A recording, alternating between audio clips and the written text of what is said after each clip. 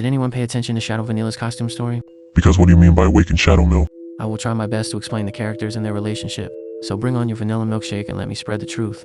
It is a what if Shadow Milk won universe. No, that's wrong! Burning cheese costumes are literally Video game characters. the moment Mr. Cacao costumes came out, y'all marked them as another alternative universe. You didn't even bother to read it nor understand it. Nonetheless, let's just quickly refute that take. Dark Moon Magic, a magic type that only Shadow Milk uses, and a type that can only be balanced with white magic. Yet in the costume trailer we see Truthless Recluse using it, which he doesn't know in main story, and also means that we need someone who knows white magic. Otherwise, Dark Moon Magic would consume him. Meanwhile, white magic is only used by pure vanilla. Maybe he managed to balance it by himself, right? In that case, Sage of Truth's existence is sorely useless, and there's no reason for them to be intertwined. Since Dark Moon Magic needs white magic to exist, in costume story, it is implied it is either their first meeting, or a reunion after a long time. Not only that, Truthless Recluse is the same age as Sage of Truth, and even possibly much older, so it is impossible for it to be a what-if universe, lore-wise, character-wise, and dynamic-wise. What about the Shadow Milk frame then? Let's rewatch it, shall we?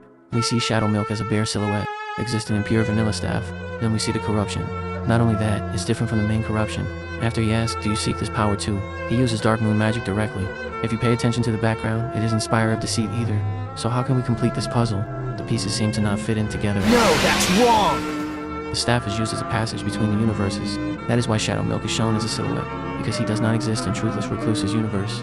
So he is pure evil. This is just too much!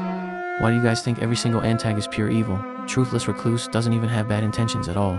He is someone who fell into endless despair because he faced the harshest truths. He lies and manipulates to keep others safe and peaceful.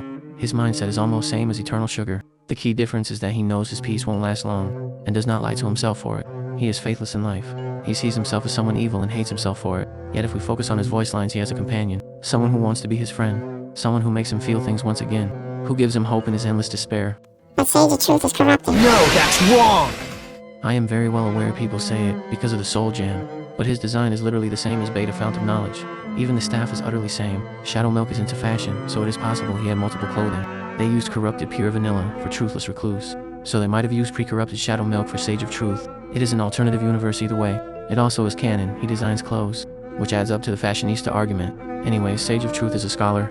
He teaches cookies about truth in a fun way.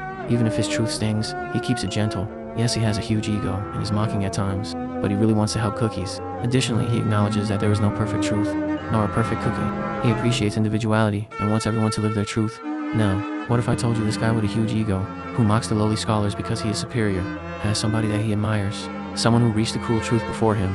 Let me introduce you to the costume story, where Sage of Truth breaks his superior mask, and Truthless Recluse finds a place to stay after traveling alone.